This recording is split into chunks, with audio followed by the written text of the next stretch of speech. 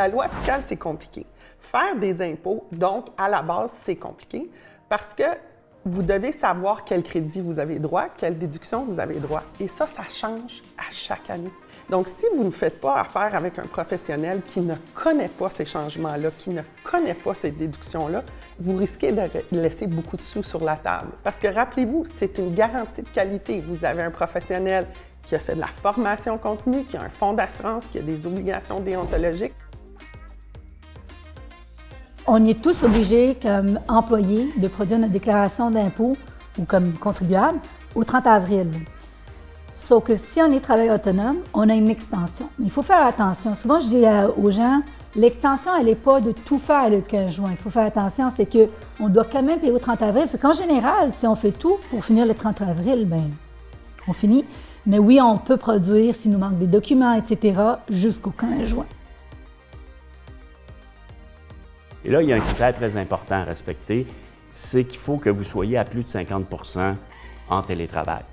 Donc, vous aurez le droit de déduire une portion équivalente au pied carré que vous utilisez à des fins de travail versus le total de votre maison ou de votre appartement.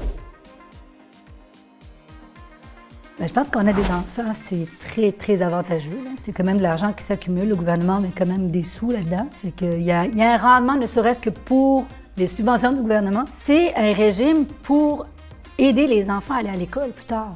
C'est post-secondaire, puis c'est de mettre de l'argent de côté qui fait en sorte qu'on bâtit une espèce de portefeuille pour nos enfants. Le CELIAP, ce qui est intéressant, c'est qu'on a de la mobilité avec. OK? Et dans le sens que on peut demander une cotisation, le cotiser, il va devenir déductible comme un REER, mais si j'ai pas assez de revenus une année, je peux le conserver. OK? Et le déduire une année plus tard. Et oui. Non seulement on doit les déclarer, il faut voir la crypto-monnaie comme n'importe quel investissement aujourd'hui. Les termes sont différents, mais c'est comme de l'intérêt ou du dividende. Il faut vraiment le voir de la même façon qu'un intérêt ou un dividende que je reçois sur des placements d'un Bell ou d'une autre compagnie.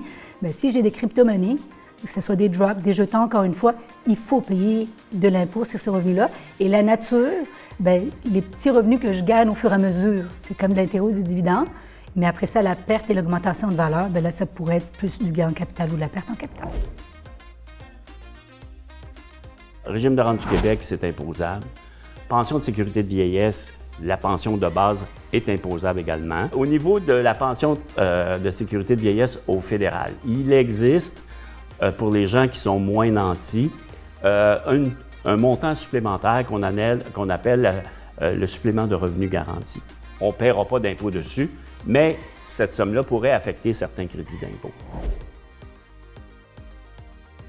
Si vous léguez votre REER au fonds de pension, là, les régimes enregistrés qu'on appelle aux conjoints, et les conjoints de fait entrent dans cette définition-là, il va y avoir un roulement fiscal, ça va s'en aller dans le REER de votre conjoint.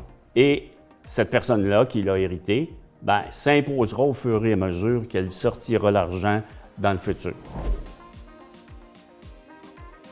Chacun est libre de facturer comme il l'entend, soit à l'heure habituellement ou un prix là, pour un ensemble de services. Oui, le CPF, c'est vraiment quelqu'un qui va avoir votre situation, une vision 360 de votre situation et qui est apte à vous conseiller sur vos finances, mais qui peut se faire accompagner aussi s'il y a des aspects plus complexes ou techniques, qui peut se faire accompagner d'avocats, de notaires ou de planificateurs financiers aussi. Donc, vous voyez le CPF comme le chef d'orchestre, puis ensuite qui peut s'accompagner d'experts au besoin.